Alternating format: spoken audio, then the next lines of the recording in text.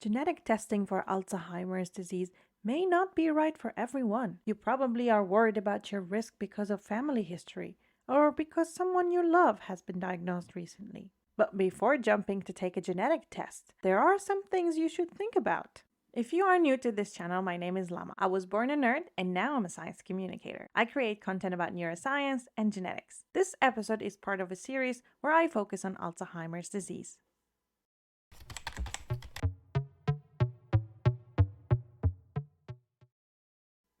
Genetic testing is a special test that looks at your DNA, the set of instructions that makes you who you are.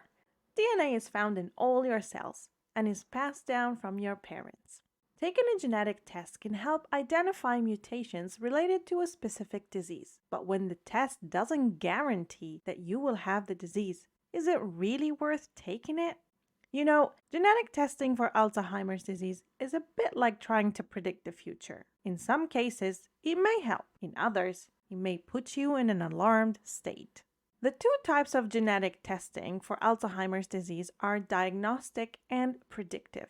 Diagnostic genetic testing is typically done when someone shows Alzheimer's symptoms at a young age and has a strong family history of the disease. It can also be offered to people under 65 with Alzheimer's symptoms, even if their family history is unclear.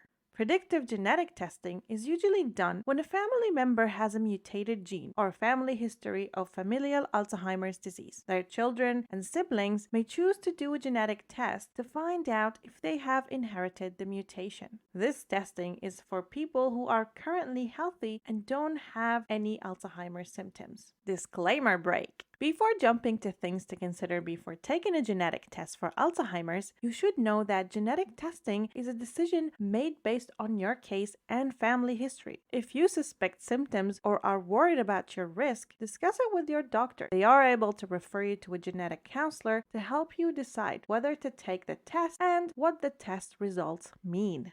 Now, what should you consider before taking the test? Let's assume you want to take a genetic test to know your own risk. There are some benefits to that. If you know your risk, you can plan better for the future. Things like your lifestyle and diet are factors you may consider to change to reduce your risk. You can also prepare your finances and legal matters before symptoms appear. If you have a high genetic risk, you might be able to join studies or clinical trials to help find better ways to treat Alzheimer's. Knowing your risk early on gives you and your family time to get emotionally ready for the possibility of Alzheimer's, and you may be emotionally prepared if symptoms show up later. Understanding your genetic risk allows you to make informed decisions. Now, some drawbacks to consider. Genetic testing can't give you a guaranteed answer. It's more like an estimate based on your genes. Some people with high risk don't get Alzheimer's, and some people with low risk still do. Your test results can also affect your family. If you have a higher risk, they might worry about their own risk, which can cause stress in the family. Finding out you're at high risk can be emotionally tough. It might make you anxious, sad, or worried about the future.